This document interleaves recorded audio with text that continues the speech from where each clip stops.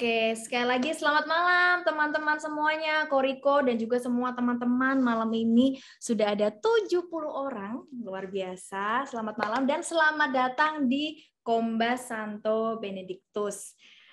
Tema pada malam hari ini, mungkin teman-teman udah lihat ya posternya yang unik, menarik, dan membuat penasaran malam ini. Pembicara hari ini adalah Rico Arifano. Rico Arifano adalah seorang suami dan wirausahawan yang telah melayani orang muda lebih dari 20 tahun.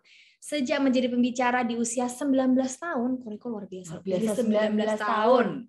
Ia telah diundang ke berbagai negara, nggak cuma Indonesia, udah keliling ke berbagai negara untuk mewartakan kabar gembira, khususnya tentang iman Katolik, panggilan hidup orang muda, serta teologi tubuh dan aplikasinya terkait identitas lelaki dan relationship. Ia juga mendirikan komunitas Domus Cordis di akhir tahun 2007 dan kerinduannya adalah melihat gereja Katolik dipenuhi orang-orang muda yang menjadi santo-santa modern. Kita mau sapa dulu. Hai Koriko, apa kabar Koriko? Halo, kabar baik, puji Tuhan. Oh, thank you banget udah datang lagi ke Kombas kita. Terakhir kali itu inget banget Koko itu bawain tentang glutoni, tentang kerakusan, yang posternya ada gambar burger itu. Kayaknya temanya kalau Koriko tuh selalu menohok-nohok ya. Iya, menohok-nohok sampai ke dalam ya. Iya. Yang kemarin itu tentang glutoni seru banget dan kita juga excited banget nih Ko buat malam ini, yaitu tema Porn Kills Love. Penasaran banget pasti teman-temannya. Thank you ya Ko, udah datang lagi ke Kombas kita Ko. Teman-teman, sebelum mulai Kombas pada malam hari ini, malah kita bersama-sama menaikkan satu pujian. Pujian pada malam hari ini adalah kasih. Kita nyanyi sama-sama ya teman-teman.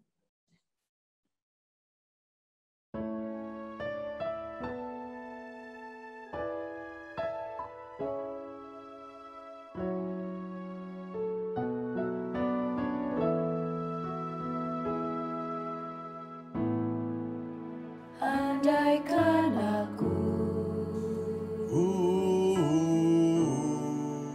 fasih berbicara, namun tak punya cinta kasih, ku bagai gong yang bergaul.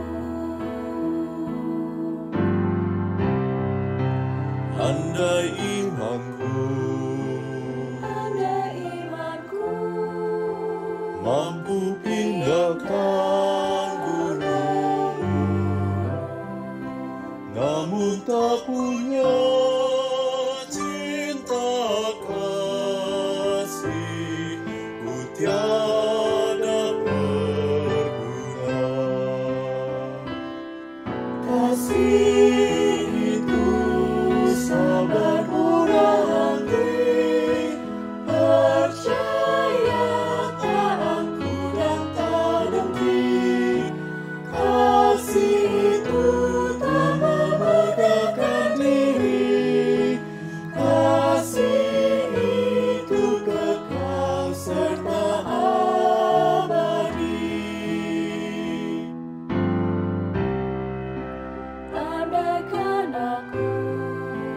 Andaikan aku dermakan hartaku, namun tak punya cinta kasih, tiada berartilah aku. Kasih itu sabar murah hati, percaya tak angkuh dan tak dengki.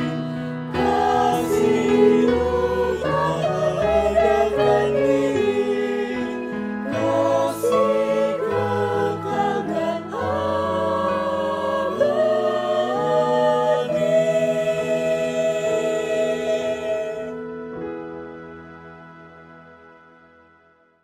Ya. Mari kita teman-teman, kita berdoa dulu untuk pertemuan Kombas hari ini. Atas nama Bapa dan Putra dan Roh Kudus, amin.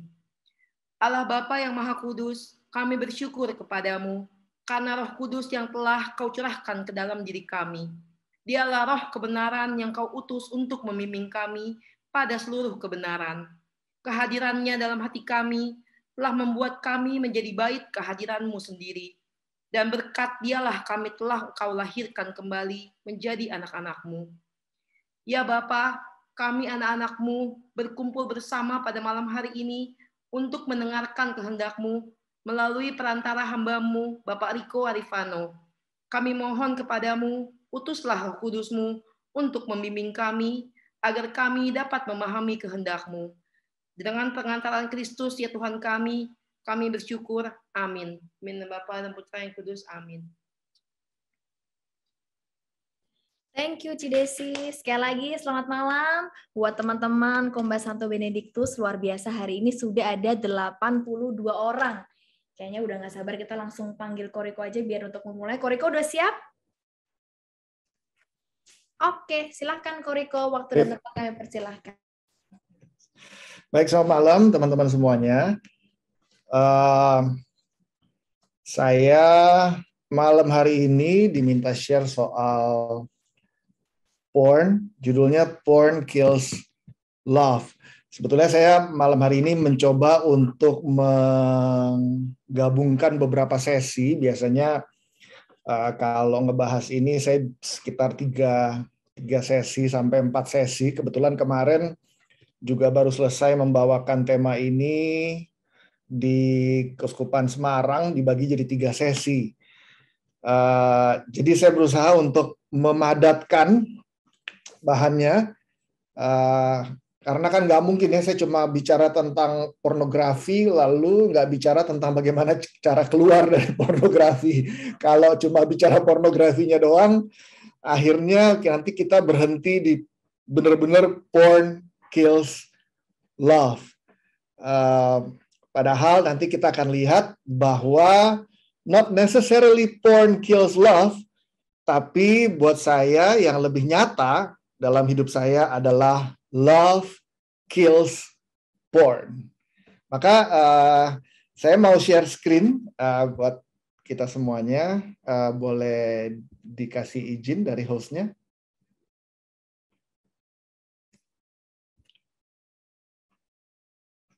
Oke. Baik. Porn kills love. Mudah-mudahan hari ini yang ikut banyak karena supaya bisa cerita ke temennya, bukan karena aku merasa berada di bawah tekanan dan beban pornografi di dalam hidupku. Tapi kalaupun iya, nggak apa-apa, karena nanti saya akan share gimana Tuhan membebaskan saya dari adiksi pornografi. Saya sendiri dulu addicted to porn selama mungkin, saya nggak tahu persisnya berapa tahun, mungkin 10-15 tahun saya berusaha keluar dari adiksi pornografi. Nanti saya akan cerita lebih jauh. Tapi baik, kita akan lihat dulu bersama-sama beberapa angka statistik tentang pornografi. Ini angka, di bawah ada linknya, bisa dilihat di Google. Angka-angka ini didapat dari mana aja. Tapi ini kalau nggak salah ini tahun 2015-2016 kalau nggak salah. So, over 40 million Americans are regular visitors to porn sites. The average visit lasts 6 minutes and 29 seconds. Oke, 40 juta regular visitors. Ada 42 juta porn websites. Oke. Yang totalnya sekitar 370 juta halaman pornografi di internet. Gila ya angkanya ya. The porn industry annual revenue itu di combine NFL, NBA, sama MLB masih lebih gede, juga lebih gede daripada revenue-nya channel TV, ABC, CBS, NBC. 47% keluarga di Amerika melaporkan bahwa pornografi itu jadi masalah dalam keluarga mereka. Bayangin, 47% artinya setengah. Artinya 1 dari 2 keluarga di Amerika. It's a big number. Dan kalimat berikutnya itu penting banget buat kita semuanya yang sering kali berpikir bahwa pornografi itu kan nggak ngerusak siapa-siapa ya. Gue sendiri yang nonton bokep, gue sendiri yang menikmati, atau kalau seandainya dosa pun ya gue sendiri yang dosa, nggak urusan sama orang lain. Salah banget. Pornography use increases the marital infidelity rate by more than 300%. Oke. Perselingkuhan itu meningkat lebih dari 300% bagi orang-orang yang mengkonsumsi pornografi. 11 is the average age that a child is first exposed to porn. Umur 11 tahun pertama kali terekspos oleh pornografi. By the way, ini angka di Amerika. Tapi jangan pikir di Indonesia nggak begini. Saya kebetulan punya teman yang kerjaannya tukang jahit. Teman saya bukan tukang jahit sih, dia terimain jahitan, lalu dia punya tukang-tukang jahit lagi gitu loh.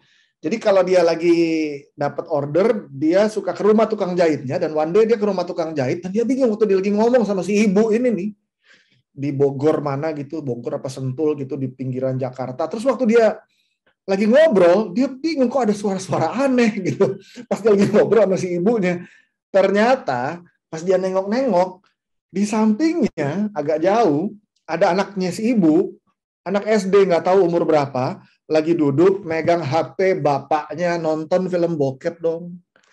Jadi anak SD mungkin umur 8 tahun, mengkonsumsilah film porno, film bokep. Dari mana? Dari HP bapaknya. Oke, jadi kalau dibilang 11 itu umur average age that a child is first exposed to porn, jangan-jangan di Indonesia sama atau bisa jadi lebih muda. Yang teman saya lihat sih lebih muda, kira-kira anak kelas 3 SD atau kelas 4 SD. Berarti mungkin baru umur 10 gitu ya. So anyway, 56% of American divorce involve one party having an obsessive interest in pornographic websites. Oke. So kita lihat bagaimana porno mempengaruhi rumah tangga, bukan cuman soal gue yang nonton sendirian. 70% of Christian youth pastors, nah kalau di web di Amerika, kalau nulis pastors itu kan artinya dari gereja-gereja Katolik dan non-Katolik. Semua, umum. Oke, pokoknya umum lah. 70% itu cerita bahwa mereka pernah dapat remaja yang datang karena struggle dealing with pornography in the past 12 months. 68% of church-going men, nah this is interesting. Cowok-cowok yang pergi ke gereja, 68% atau lebih dari 50% pastors view porn on a regular basis. Nonton bokep secara teratur. Oke, saya pelayanan sejak umur 17 tahun. Dan tahun ini kira-kira hampir 30 tahun saya pelayanan di orang muda. Dan ada banyak orang muda yang datang ke saya dan struggle karena adiksi pornografi, hamil di luar nikah, struggle dengan hubungan seks di luar nikah, dan mereka adalah orang-orang yang sangat aktif di pelayanan. Jadi kalau teman-teman semuanya, Bapak Ibu ngelihat ada orang yang wah aktif pelayanan, apalagi angkat-angkat tangan memuji Tuhan kayak saya dulu, jangan ketipu. Gila, suci banget nih orang. Enggak. Saya juga dulu begitu kerjaannya, angkat-angkat tangan, mimpin Bible sharing, tapi tetap aja pulang dari Bible study, pulang ke rumah nonton bokep, habis itu masturbate. Oke, jadi saya nggak bilang semua orang begitu, tapi yang saya mau katakan bahwa pornografi ini adalah sebuah fenomena yang bukan hanya ada di kalangan orang-orang yang nggak ke gereja, tapi orang-orang yang ke gereja pun struggle dengan pornografi. 33% dari cewek di bawah umur 25 itu search for porn at least once a month. Oke, kalau cowok-cowok rate-nya 60-70%, kalau cewek-cewek rate-nya 40% kira-kira. Itu juga nyari materi pornografi sekali sebulan. Jadi kalau di ruangan ini dari ada berapa kita nih sekarang ya, 70 misalnya ya kira-kira mungkin 40% dari 70 kira-kira ya 25 cewek-cewek di ruangan ini mungkin mengkonsumsi pornografi lah sebulan sekali. So anyway,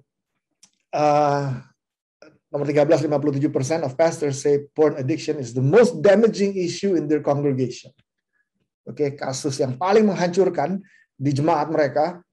57% pastor bilang atau pendeta bilang itu adalah isu pornografi.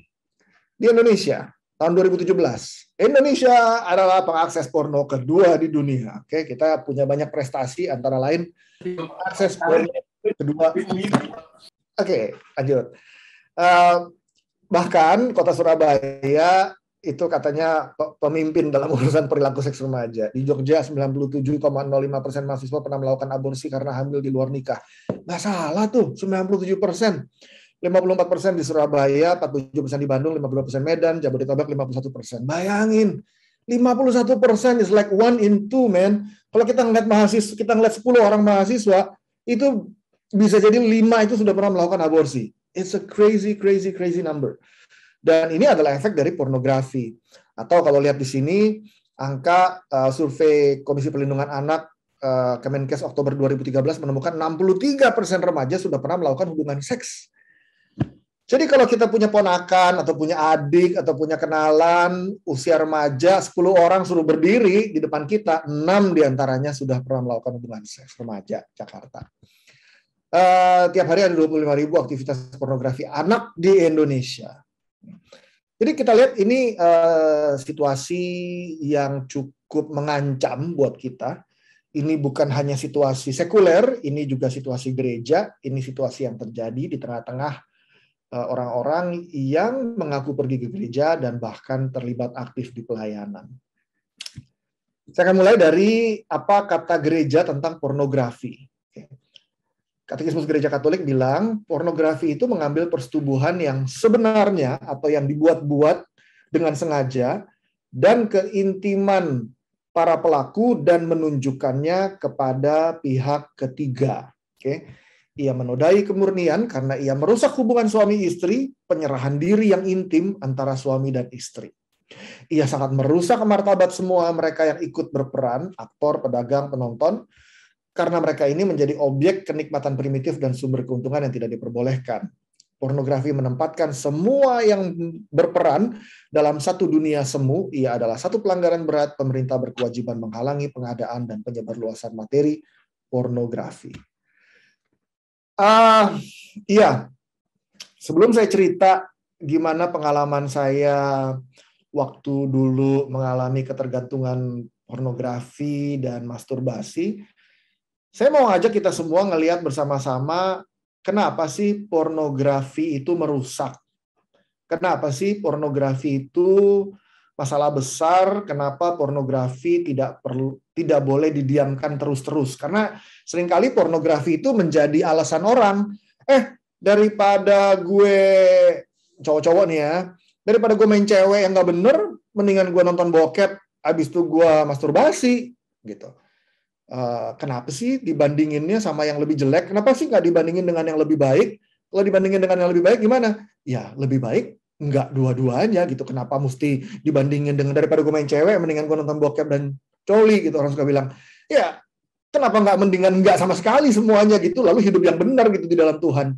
Tapi seringkali itu dijadikan excuse, dijadikan alasan, lalu dengan demikian justify apa yang dia lakukan, karena dengan demikian dia mengatakan bahwa sebetulnya nggak apa-apa pornografi. Sebetulnya dia hanya ingin membenarkan dirinya sendiri. Kenyataannya, pornografi itu merusak. Yang pertama, saya mau ngajak kita dulu melihat bahwa kenapa pornografi itu bermasalah, karena pornografi itu berlawanan dengan kasih. Ini gambar besarnya. Love is giving. Yohanes Paulus II mengatakan bahwa cinta itu memberikan diri demi kebaikan orang lain. Artinya, kalau saya bilang bahwa saya mencintai si A atau saya mencintai istri saya, artinya saya memberikan diri saya demi kebaikan istri saya. Kalau saya bilang saya mencintai sahabat saya, artinya saya memberikan diri saya demi kebaikan sahabat saya. Maka waktu Yesus bilang bahwa dia mencintai kita, dia memberikan dirinya yang diungkapkan lewat tubuhnya. Makanya dia bilang begini, "This is my body which is given up for you." Inilah tubuhku yang diberikan, yang diserahkan, yang dikurbankan untukmu, untuk kebaikan kita. Karena dengan dia mati di kayu salib, kita beroleh keselamatan. Maka dia menunjukkan cintanya dengan cara memberikan diri, because love is giving. Sementara lawannya love, kata Santo Yohanes Paulus II, the opposite of love is not hate, dia bilang. The opposite of love is use, menggunakan. Kenapa? Karena kalau kasih itu memberikan diri demi kebaikan orang lain, maka lawannya menggunakan orang lain demi kepentingan diri sendiri. Bisa ngelihat ya, cara dia berlawanan ya. Yang satu memberikan diri demi kebaikan yang lain, yang satu menggunakan yang lain demi kepentingan diri sendiri. Maka the opposite of love, kata Yohanes Paulus II di Teologi Tubuh, the opposite of love is not hate. The opposite of love is use. Because by loving, we give ourselves for the good of others. But the opposite is using others for my benefit, yang artinya, menurut Yohanes Paulus II, itu adalah lust, nafsu. Jadi lawannya love, itu lust. Love memberikan demi kebaikan orang lain, lust, nafsu, itu menggunakan orang lain demi kepentingan, kenikmatan diri sendiri. Nah, kita lihat, Yesus itu memberikan contoh, what is love? Kalau kita bilang porn kills love, maka kita perlu tahu, love itu apa sih? Love is giving for the good of others. Love is not a feeling. Bisa aja perasaan kita lagi bete, perasaan kita lagi kesel, perasaan kita lagi stres, perasaan kita lagi takut, and yet walaupun perasaanku takut, aku tetap memilih untuk memberikan diriku demi kebaikan orang lain. Orang seringkali berpikir bahwa love is just about feelings. Perasaan yang berbunga-bunga, misalnya itu love. Yes, perasaan yang berbunga-bunga bisa menjadi bagian dari love. Tapi love tidak terbatas pada perasaan. Karena to love itu kata kerja. To love, mencintai. Maka itu adalah sebuah perbuatan. Bukan perasaan saja. Perbuatan apa? Perbuatan memberikan diri demi kebaikan yang lain. Nah, kita lihat pada porn, pada pornografi, itu yang terjadi adalah lawannya.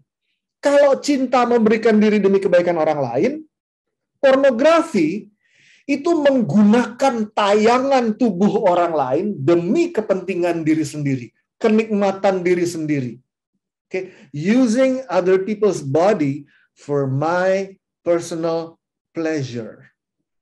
Itu lawannya love, lust, menggunakan tubuh orang lain, menggunakan orang lain demi kenyamanan, kenikmatan, kepentingan diriku.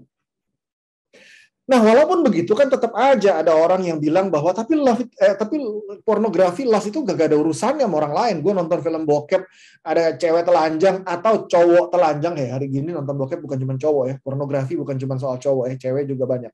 Walaupun angkanya lebih sedikit. Itu kan cuma urusan gue, ada orang yang ditonton juga kagak tahu bahwa gue lagi nonton dia gitu. Tunggu dulu. Ini bukan cuma masalah nonton. Orangnya sadar atau nggak sadar. Saya mau coba ngajak kita semua, khususnya teman-teman cowok di sini. Kalau ada teman-teman cowok di sini, bayangkan ya, teman-teman cowok ya. Kalau kita punya anak perempuan, kita sayang banget sama dia, kita pelihara dia, kita lakukan segala sesuatu buat dia.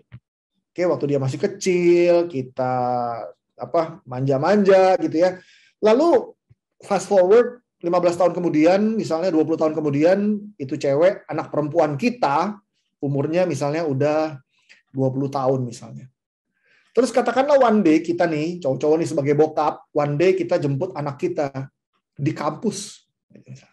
Waktu kita jemput, kita lihat dari kejauhan, anak kita jalan gitu, menuju ke kita gitu, sementara di sebelah kanan kita ada cowok-cowok, teman-temannya dia, anak kuliahan juga mahasiswa, yang lagi ngeliatin anak kita. Kebetulan mungkin anak kita jalan, anak kita cewek jalan pakai baju agak kebuka sedikit lah. Atau misalnya pakai roknya kena angin agak keangkat sedikit. Anyway, lalu cowok-cowok di sebelah kanan kita pada ngobrol-ngobrol gitu sambil ngelihat anak perempuan gitu terus ngomong begini, "Woi, barang bagus, barang bagus." Saya mau nanya ke kita cowok-cowok semuanya, kita sebagai bokapnya akan ngerasa gimana? Kalau teman-teman cowok anak perempuan kita bilang, barang bagus tuh, barang bagus. Mungkin kita jadi bokap langsung jadi marah gitu. Woi, anak gue tuh gitu. Langsung kita bentak gitu anak-anak cowok gitu. Kenapa? Karena kita tersinggung waktu anak perempuan kita yang kita sayang banget hanya dianggap seperti barang. Ada barang bagus tuh. Bayangin, cuma ngomong ada barang bagus saja kita udah terluka banget. Sekarang bandingin misalnya lebih jauh lagi peristiwanya. Anak perempuan kita hari gini lagi zaman sexting ya. Beberapa kasus kalau yang nggak familiar dengan sexting, anak-anak SMA beberapa kali kasus kejadian, saya tahu kebetulan di beberapa SMA Katolik juga. Ini anak cewek, dia foto dirinya sendiri dalam keadaan bugil, telanjang, terus foto telanjangnya dia kirim ke cowoknya. Oke, sexting. Oke, dari texting tapi karena seksual jadi sexting. Dia foto terus dia kirim gitu. Ya dia kirim karena itu cowoknya dia dan dia pikir nggak apa-apa, dia kira semua cowok itu malaikat gitu ya dan pasti aman karena foto telanjang gue yang pegang cuma cowok gue doang gitu. Guess what? Dunia tidak seindah yang dia harapkan. Dalam waktu sebulan 2 bulan diputusin sama cowoknya. Dan apa yang cowoknya lakukan? Cowoknya nyebar foto ceweknya telanjang. Oke. Yang foto tuh anak sendiri, yang kasih ke cowoknya juga tuh anak sendiri. Dan katakanlah pun dia masih sama itu anak, masih pacaran. Tapi kalau itu cowok nyebarin foto anak perempuan kita yang telanjang, kita sebagai bokapnya apa rasanya? Marah nggak? Mau marah juga bingung, tapi yang pasti terluka. Kenapa? Karena anak perempuan kita yang begitu kita sayang, yang begitu kita cintai, itu foto dia telanjang itu nyebar kemana-mana. Sebagai bokap kita terluka nggak? Terluka. Apalagi waktu foto anak perempuan kita yang telanjang itu nyebar kemana-mana, apalagi kalau ditayangkan sama internet. Walaupun yang motret dirinya sendiri ya anak perempuan kita sendiri, yang ngasih ke cowoknya anak perempuan kita sendiri. Tapi kita sebagai bokap terluka nggak? Terluka. Teman-teman semuanya. Setiap kali saya ngomong ke cowok-cowok, ke cewek-cewek juga. Tapi terutama ke cowok. Teman-teman coba semua, setiap kali kita ngelihat foto cewek telanjang, gambar cewek telanjang, entah gambar still image, picture, atau moving image, film, lalu kita mulai berfantasi dan menikmati tayangan itu, kita sedang melukai hati Bapa. Karena semua cewek yang ada di dunia ini adalah anak-anak tersayang dari Allah Bapa di surga. Sama kebalikannya juga, kalau cewek juga begitu. Ngeliatin foto cowok telanjang. Sama. Waktu kita mulai menggunakan tubuh manusia lain demi kepentingan dan kenikmatan diri sendiri, kita sedang melukai hati bapaknya mereka. Dan bapaknya mereka yang paling utama adalah Allah Bapa di surga. Every time we enjoy porn, we hurt the Father's heart. Melukai hati Bapa. Some people nggak terlalu peduli. Tuhan lu religius banget sih, spiritual banget sih. Oke, fine. Tapi ini juga melecehkan perempuan. Kenapa? Karena setiap kali kalau kita membiasakan diri nonton film porno, setiap kali kita membiasakan diri nonton bokep, tahu nggak sih apa yang terjadi? Kita melatih diri kita untuk memandang bukan pribadi orang yang harus kita hormati martabatnya, tapi kita melatih diri kita sendiri untuk memandang anggota-anggota tubuhnya.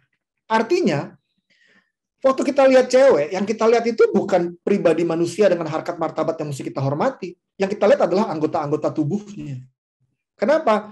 Karena kalau betisnya menarik, kalau payudaranya menarik, buat gue, dia menarik. Tapi kalau anggota-anggota orang bagian tubuh tertentunya nggak menarik, buat gue, dia biasa aja. Tanpa kita sadar, kita sedang melatih diri kita untuk memandang orang lain tidak sebagai manusia yang layak dihormati, tetapi sebagai bagian-bagian anggota tubuh mana yang bisa menyenangkanku dan memberikanku kenikmatan. Kalau aku terangsang, aku bakal bilang, gila keren banget tuh orang. Tapi kalau aku nggak terangsang, aku bilang apa? Biasa aja. Tanpa kita sadar, kita melumpuhkan kemampuan diri kita untuk menghormati orang lain. Ngaku deh, samalah. Gue juga dulu pecandu bokep dan masturbasi. Zaman kuliah dulu, kerjaannya kalau ngelihat cewek, dia boleh aja pakai baju lengkap, ketemu, ketawa-ketawa, kelihatannya hormat. Tapi di otak gue yang ada, dia lagi telanjang. Because that's what pecandu pornografi lakukan. Kenapa? Karena sudah membiasakan diri dengan tayangan-tayangan pornografi dan itu melecehkan perempuan atau juga melecehkan laki-laki. Vice versa. Yang ketiga, nah ini penting banget, ini tipuan banget nih. Ada banyak cowok-cowok, oke, yang berpikir bahwa kalau dia enjoy pornografi, lalu dia masturbasi, apalagi kalau dia punya cewek banyak dan bisa having sex dengan banyak cewek, dia bangga. Oke, karena dia ngerasa dirinya hebat. Dia ngerasa orang suka sama gue, orang... No. This is a big lie. Kenapa? Karena Yesus memperlihatkan kepada kita what it means to be a real man. Apa yang Yesus lakukan? Dia datang ke dunia, dia fight buat kebenaran, dan dia mati buat mempelainya karena mencintai. Siapa mempelai Kristus? Mempelai Kristus adalah gereja. Kita tuh kan kalau di Efesus bab 5 itu kan pernikahan itu kan seperti suami istri itu kan seperti Kristus dan mempelainya. Suami itu seperti Kristus, istri itu seperti mempelainya. Mempelai Kristus itu siapa? Gereja. Kita semua umat Allah. Apa yang Yesus lakukan bagi mempelainya?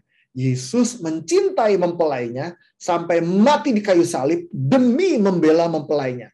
So kalau cowok-cowok mau jadi real man, kita sebetulnya dipanggil untuk menjadi seperti Kristus yang lahir, bertumbuh, dan diutus di dunia ini untuk apa? Untuk fight for what is right and to love, even to sacrifice until death. Itu panggilan cowok yang sebenarnya. Tapi waktu cowok-cowok kebiasaannya nonton bokep dan masturbate dan coli, apa yang dia lakukan? Dia justru melumpuhkan kemampuannya untuk fight, love, and sacrifice. Yang ada, dia hanya bisa indulge dirinya sendiri. Terus-menerus memupuk kenikmatan pribadi, dan dia pikir, by doing that, he becomes a real man, a strong man, a real gentleman. Sementara yang terjadi, dia lagi... bahasa Indonesia nggak ada yang tepat. Saya kalau baca tulisan dalam bahasa Inggris ada kata yang tepat. Emasculate. Emasculate itu artinya melumpuhkan daya maskulin cowok. Cowok yang sebetulnya dipanggil untuk bisa fight, love, and sacrifice buat pasangannya dalam hal ini atau buat cewek pada umumnya. Yang ada cowok justru menggunakan cewek demi kepentingan dirinya sendiri, demi kenikmatan dirinya sendiri. Maka pornografi menipu dan melumpuhkan pria, vice versa. Oke, saya hanya kasih contoh tinggi angkanya di pria, bukan di wanita. Tapi bukan berarti di wanita nggak ada. Oke, jadi ini vice versa. Nah yang keempat, nah ini yang orang seringkali nggak pikir. Orang pikir gue nonton bokep dan coli hari ini, nggak usah pikir-pikir panjang deh ke depan. Ingat tadi statistiknya, bilang bahwa orang-orang yang adiksi pornografi itu 300% lebih rate perceraiannya. Artinya lebih dari 3 kali normal rate rata-rata perceraian. Kenapa begitu? Ini ya, orang tuh nggak kepikir bagian yang ini, dan banyak yang nggak tahu. Setiap kali kita nonton, nih buat teman-teman yang mengkonsumsi pornografi ya, setiap kali nonton bokep, awalnya kita ngelihat cuma 1 gambar. Lalu jadi 2 gambar. 2 tayangan, 3 film, 4 film. Tadinya suka sama 1 orang, jadi 2 orang, 3 orang, 10 orang. Tanpa kita sadar, waktu kita menikmati tayangan itu, tayangan-tayangan yang berulang kali itu terekam di otak kita. Di otak kita tuh ada area yang namanya reward center. Oke, reward center, pusat kenikmatan. Reward center. Jadi kalau ada sesuatu, rewardnya kita ngerasa feel good. Oke, jadi pertama kali nonton tuh biasanya dopamin yang keluar. Habis dopamin keluar berkali-kali, keluarlah cairan kimia yang baru yang menimbulkan rasa craving. Dan chemical ini adalah yang sama yang ditemukan di otak orang-orang yang pecandu kokain. Sama, diproduksi juga di orang yang adiksi pornografi. Lalu itu membuat kebiasaan di reward center di otak kita, sehingga kita baru ngerasa puas, pleasure, kalau terjadi seperti film-film porno atau tayangan-tayangan yang kita saksikan. Nah, contoh, kalau demennya nonton multiple images of naked people gitu ya, naked woman gitu misalnya, maka waktu dia sudah menikah, Orang sering kali bilang begini, lu cepetan deh merit biar nggak bikin dosa terus gitu kan. Seakan-akan dengan merit jadi menghalalkan itu gitu. Kenyataannya adalah orang berpikir kalau menikah maka kebutuhan seksual akan terpenuhi karena dia bisa having sex terus sama pasangannya.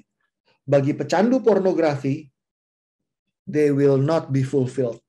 Kenapa? Karena di otaknya dia sudah membiasakan diri bahwa pleasure itu terjadi waktu multiple images berganti-ganti dengan cepat. Sementara dalam pernikahan hanya satu orang. Otak kita, yang reward center di otak kita yang sudah biasa dengan pleasure seperti itu, sekarang harus stick to one person, sakau. Nggak bisa, nggak puas, nggak fulfilled, nggak content dengan satu orang.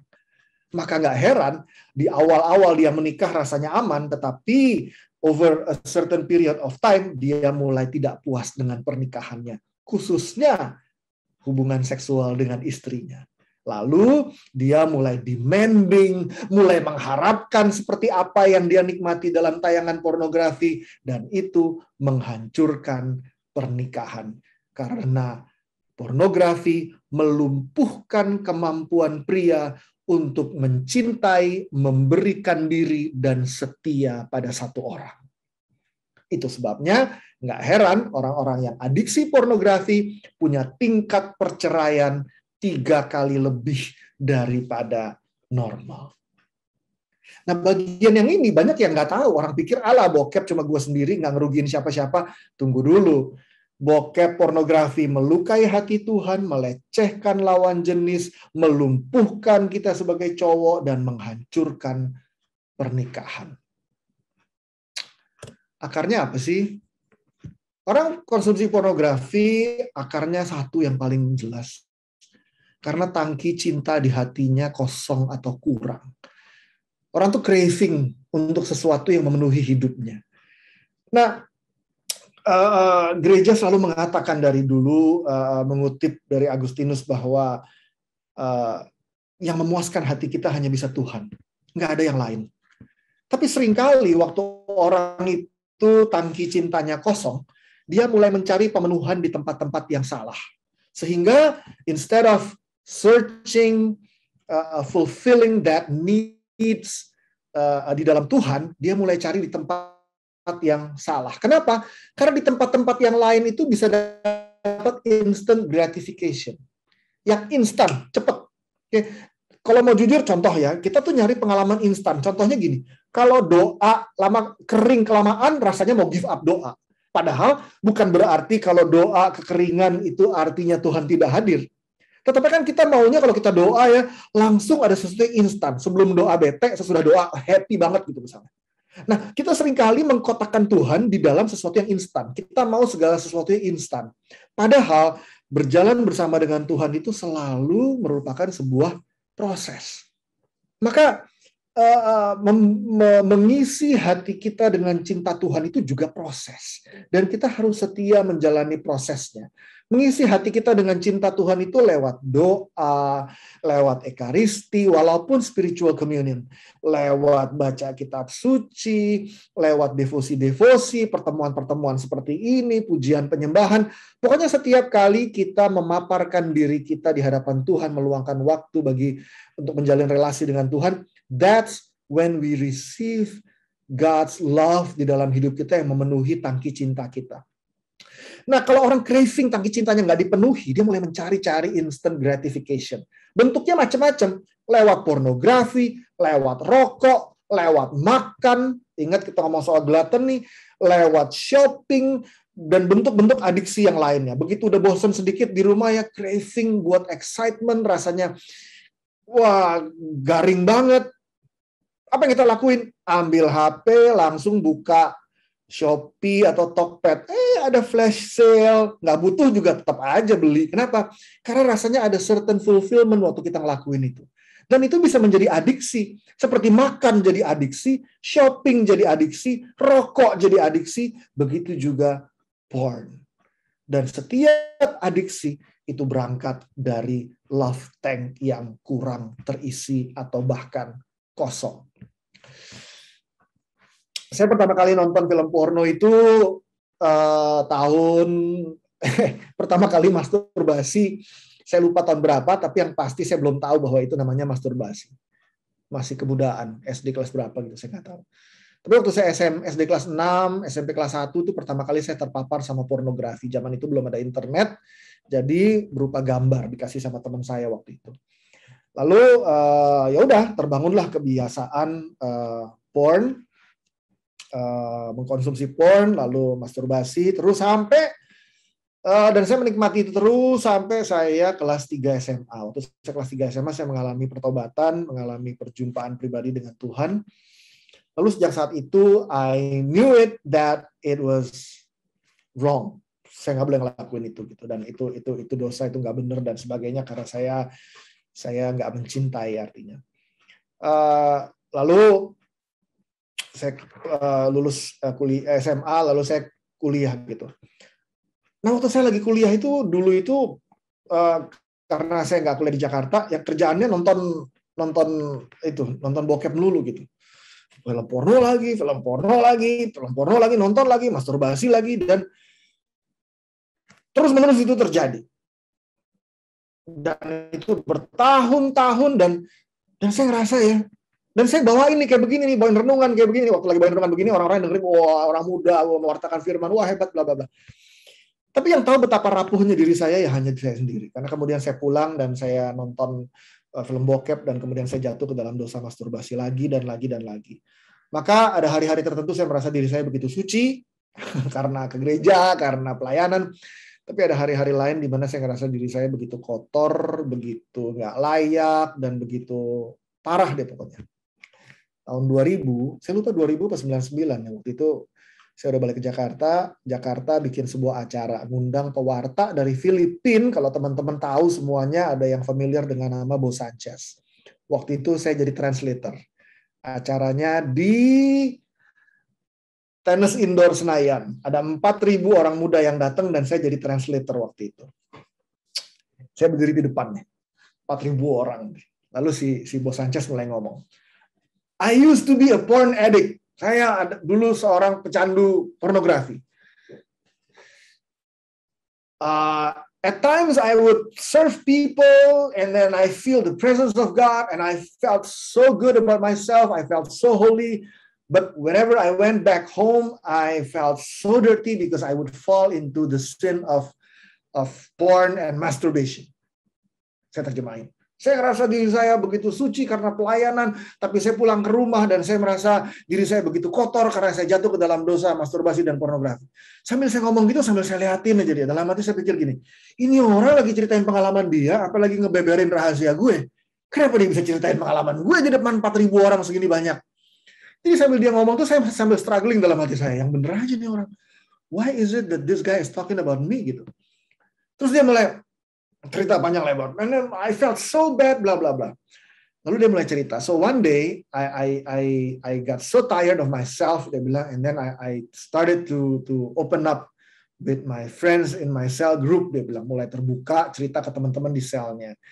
Dia ceritain, lalu diceritain latar belakangnya. Dia bilang waktu dia masih kecil, dia pernah ikut sebuah retret dan pembimbing retretnya itu adalah seorang muda yang malam waktu dia lagi tidur. Orang ini masuk, that guy came into my room, and then he started to climb on top of my bed, and this guy he started to touch me.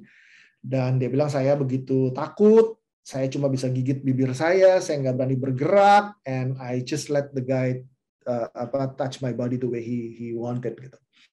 Sampai akhirnya saya ketiduran. Paginya saya bangun telat, saya buka mata, teman-teman di kamar udah nggak ada, and then I open the door, and then when I look outside, I saw the most disgusting thing ever in my life. Saya ngeliat hal yang paling menjijikkan di dalam hidup saya. I saw that guy, the retreat leader who touched me last night, he was leading a prayer. Ini orang yang semalam grepe-grepe saya lihat dia lagi mimpin doa. Dan itu hal yang paling menjijikkan yang pernah saya lihat. Dia bilang itu. Karena malam sebelumnya dia baru melecehkan saya. Tapi dia bilang sejak peristiwa itu, I developed this curiosity, jadi kepo gitu, jadi pengen tahu ini apa ya, itu apa. Akhirnya sejak saat itu saya mulai mengkonsumsi pornografi, and here I am now addicted to porn and masturbation. Terus dia bilang, and then what did my friend do? Dia bilang, they came to me, they gave me a big hug, and then they say, we love you, Brother Bo, sin no more. Mereka semua datang, memeluk saya, dan bilang, kami mencintaimu, Bo, jangan berbuat dosa lagi. Minggu depannya, di pertemuan sel minggu depannya, dia bilang, I would come to them and tell them the same thing. I did it again this week. Lalu teman-temannya datang ke saya lagi, semuanya, nggak ada yang ngejudge, they all just give me a big hug, and then they say, we love you, Brother Bo, and sin no more. Gitu. Dan ini terjadi dari minggu ke minggu. Setiap kali saya datang dan saya bilang, I did it again this week, I did it again this week, but they never judge me. They kept coming back to me and giving me a big hug dan bilang, we love you, sin no more.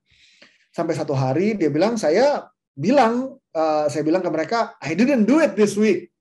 And then they would come to me and then they give me a big hug and then they say, we love you, Brother Bo, sin no more. Sama katanya. Tapi minggu depannya saya bilang, I did it again. Okay. Jadi dari yang selalu ngelakuin, jadi nggak ngelakuin, tapi ngelakuin lagi. Nggak ngelakuin lagi, jadi lebih jarang dia bilang. And then at some point, dia bilang dia lupa kapan, tapi at some point I realize when I look back, dia bilang, saya udah nggak pernah ceritain itu lagi ke teman-teman saya karena Tuhan membebaskan saya dari dosa pornografi dan masturbasi. Terus dia bilang begini ke saya, ke teman-teman semuanya. Saya berasanya dia ngomong ke saya gitu, karena tapi sebetulnya dia ngomong ke orang-orang banyak kan, saya jadi translator doang. Dia bilang, dosa, dia bilang, dosa apapun tidak pernah boleh dibiarkan di dalam gelap. Dosa harus dibawa kepada terang, karena dosa yang didiamkan di dalam gelap akan membusuk dan menghancurkan hidup kita. Artinya apa? Artinya dosa itu harus diceritakan ke orang lain. Dan membiarkan terang Tuhan, kasih Tuhan mengikis dosa kita perlahan-lahan. Malam hari itu, setelah kelar acara itu, saya pulang ke rumah dengan sesuatu yang baru di hati saya. Saya ngerasa saya mesti open up, dan saya ngerasa bahwa ada harapan di depan. Setelah saya bergumul 10 tahun dan gak bisa lepas, I think there is something that probably God wants me to do gitu. Oke, so next thing adalah saya mulai cerita ke orang. Saya cerita ke siapa ya? Saya lagi pikir-pikir nih, cerita ke siapa. Nah, waktu itu saya kerja tuh di Sudirman. Maka setiap pagi sebelum saya kerja, saya misa dulu di Tresia. Dan zaman itu, Romo di paroki Tresia itu ada Romo Kulman. Kalau masih ingat, sekarang beliau udah meninggal beberapa tahun yang lalu. Tapi Romo Kulman itu waktu itu Romo di paroki situ, Romo Belanda, udah tua. Dan saya cukup kenal dengan dia. Nah, maka setiap pagi saya suka tuh habis dia mimpin misa pagi, yang saya suka adalah dia selalu duduk di kursi umat di dekat ruang pengakuan dosa. Maka saya selalu datang ke dia, saya bilang, Romo, saya mau ngaku dosa. Lalu saya ingat pertama kali saya bilang saya mengaku dosa, dia bilang baik. Dia berdiri masuk ruang pengakuan, lalu saya di situ saya berlutut. Begitu saya berlutut, saya buat tanda salib pengakuan dosa saya yang terakhir sekian bulan yang lalu. Dosa-dosa saya adalah, lalu saya diem. Saya nggak berani ngomong masturbasi, malu men. Akhirnya saya bisik-bisik. Saya bilang masturbasi, masturbasi. Nah, terus dia bilang begini, saya diem, saya liatin ya saya. Terus dia bilang ini, oh kan logat Belanda ya, mohon maaf itu telinga saya itu kurang baik, kalau boleh bicara sedikit lebih jelas itu. Oke, mau masturbasi. Dia senyum. Mohon maaf, saya betul-betul tidak bisa dengar itu kamu katakan apa, kalau boleh sedikit lebih jelas lagi. Nah, saya nggak tahu teman-teman tahu nggak ruang pengakuan di Tresia. Jadi di Tresia itu, zaman itu belum pakai AC itu gereja. Jadi, ruang sakramen tobatnya itu pakai jendela. Nah, kalau jendelanya dibuka, itu keluar tuh tempat parkir. Nah, saya itu udah pernah berdiri di luar di tempat parkir. Kalau ada orang ngaku dosa, saya bisa tahu persis dosanya apa. Karena kalau dia ngaku dosa di dalam, buka jendela, itu kedengeran semua dosanya di luar, di tempat parkir. Nah ini dia si Romo nggak denger. Dalam hati gue pikir, gue mau teriak sekencang apa, ini semua orang bisa tahu dosa gue. Akhirnya dia berkali-kali dia bilang, saya tidak bisa dengar. Akhirnya saya bilang, masturbasi. Terus dia senyum, dia bilang, baik. Dalam hati gue pikir, mati gue nih, gue keluar, semua orang tahu dosa gue. Bener aja, begitu kelar ngaku dosa, saya buka pintu, saya keluar. Begitu saya keluar, saya nggak berani ngedongak begini kepala saya. Kepala saya nunduk aja keluar, cari tempat duduk yang agak jauh di depan Gua Maria, berlutut, terus doa di sana. Nggak berani buka mata, karena saya ngebayangin semua orang pasti tahu dosa saya masturbasi. Dan ini jadi kebiasaan. Dari yang ngaku dosa sebulan sekali, jadi ngaku dosa sebulan 2 kali, sebulan 3 kali, sebulan 4 kali. Kenapa? Karena saya makin sering nonton bokep dan coli dan masturbasi. Sampai ya seminggu saya ngaku dosa 3 kali. So setelah sekian bulan, one day saya masuk, pas saya masuk, itu kan ruang pengakuan dosanya ada jeruji-jeruji gitu ya. Jadi ketutup semua kecuali ada jeruji-jeruji di tengah gitu. Biasalah ruang pengakuan dosa gitu ya. Saya ngelihat di balik jeruji itu, begitu saya masuk, mukanya Romo Kuhlman tuh kayaknya udah senep banget gitu, udah sebel banget ngeliat muka gue. Tarik nafas panjang gitu dia langsung begitu melihat saya masuk. Terus saya cek aja. Udah biasa gitu. Ya, Bapak terakhir dosa, amin. Pengakuan dosa saya yang terakhir 3 hari yang lalu, dosa-dosa saya adalah masturbasi. Udah biasa. Begitu kelar saya cerita, dia tarik nafas panjang. Terus nadanya tinggi, kenceng banget. Saya yakin orang di luar bisa dengar. Rada-rada kebentak gitu. Dia ngomong begini, ini pasti karena masturbasimu. Gitu. Tangannya sambil nunjuk lewat jeruji-jeruji gitu. Wah, diomelin nih gue akhirnya kali ini setelah sekian bulan. Pengakuan dosa itu bukan soal berapa kali kamu berdosa gitu. Wah, diomelin ya. Terus dia ngomong ini, penting banget. Pengakuan dosa itu soal merayakan cinta Tuhan. Fokusnya itu cinta Tuhan. Dan itu mengubah saya. Karena yang tadinya saya fokusnya itu di dosa. Sekarang fokusnya itu di cinta Tuhan. Saya jadi tahu bahwa yang saya perlu lakukan adalah fokus pada cinta Tuhan yang mengalir setiap saya mohon ampun di ruang sakramen tobat. Saya kemudian belajar bahwa daya kekuatan sakramen itu tergantung disposisi hati kita. Artinya, semakin kita percaya pada daya kekuatan sakramen, dampaknya semakin besar dalam hidup kita. Maka kalau tadi sebelumnya saya asal masuk ruang sakramen, asal keluar kayak cuci dosa, kayak orang money laundering, yang penting cuci dosa, keluar lagi, sekarang sikap saya berubah. Saya percaya, saya imani sungguh-sungguh bahwa waktu imam memberikan absolusi, di situ ada cinta Tuhan, ada banjir cinta Tuhan yang luar biasa besar yang memampukan saya untuk keluar dari adiksi saya. Dan dari saya ngaku dosa seminggu 3 kali, jadi seminggu sekali, seminggu 2 minggu sekali, dan saya masih melakukan dosa yang sama, tapi saya lupa juga kapan persisnya, tapi at some point waktu saya ngelihat ke belakang, saya sadar bahwa saya sudah tidak pernah lagi mengucapkan dosa pornografi dan masturbasi, karena at some point I realized that God had set me free. Dan sejak saat itu saya selalu bercerita ke orang-orang bahwa sakramen tobat punya daya yang luar biasa untuk menyembuhkan dan membebaskan kita.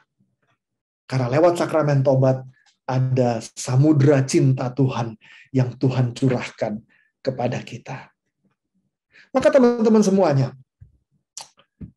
yang pertama, kalau kita semuanya mengalami keterikatan pada pornografi, saya tahu kalau kita mau berusaha keluar, berusaha lepas tidak mudah. Tapi jangan give up. Percayalah bahwa kebebasan itu mungkin. Percayalah. Kalau ada di teman-teman di Zoom malam hari ini yang sudah sekian tahun berusaha dan rasanya nggak lepas-lepas juga, jangan putus asa. Bagi saya, perjalanannya itu hampir 15 tahun untuk keluar. Tapi Tuhan itu setia. Maka percaya kebebasan itu mungkin. Yang kedua, bawa dosamu ke terang. Jangan simpen sendiri. Jangan disimpan, nggak diceritain ke orang. Cari orang yang bisa dipercaya, entah itu mentor rohani, entah itu sahabat yang punya kedewasaan rohani tertentu, atau bahkan romo pengakuan. Lalu ceritakan. Nah, kalau punya romo pengakuan, jangan cari romo ganti-ganti. Itu kebiasaan kita tuh. Kalau nggak cari romo yang udah sepuh, yang dengernya nggak jelas, atau ganti-ganti biar nggak malu kalau dosanya sama, yang itu aja. Justru cari yang sama supaya dia kenal kita, dia tahu kita, dan dia bisa kasih kita bimbingan rohani yang kita butuhkan. Tapi yang penting jangan disimpan di dalam gelap, bawa ke terang. Yang ketiga, Persembahkan setiap godaan dosa kepada salib. Santo Yohanes Paulus II di dalam teologi tubuh mengatakan bahwa terkait dosa-dosa seksual itu seringkali pendekatannya itu cuma dua. Yang pertama represi, enggak terus gitu loh, direpresi terus. Represi itu biasanya akan muncul dalam bentuk adiksi yang lain. Maka jangan direpresi. Nah, yang kedua, pendekatan yang kedua itu adalah just do it. Lakuin aja, udahlah, daripada lu pusing-pusing, daripada ntar lu kalau nggak masturbasi nanti pusing lo kepalanya, bla bla bla. Aduh, itu mah bohong banget. Jangan just do it, jangan juga represi. Tapi Yohanes Paulus II mengatakan offer it to the cross. Persembahkan godaan itu kepada salib. Datang ke Yesus setiap kali lagi. Saya tahu nggak gampang, bayangin ya, lagi horny nih, lagi pingin banget mengkonsumsi porno. Ini kalau udah adiksi pornografi, kadang-kadang ya kalau lagi stres aja, ngebayangin entar sore bisa browsing bokep aja rasanya udah tenang langsung.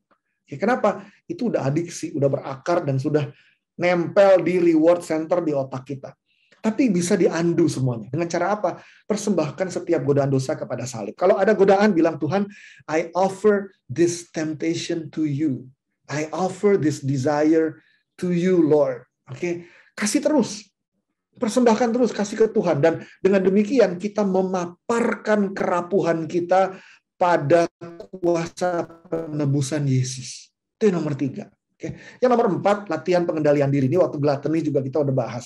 Segala macam adiksi, dorongan-dorongan berbuat dosa, itu bisa dibantu lewat latihan pengendalian diri.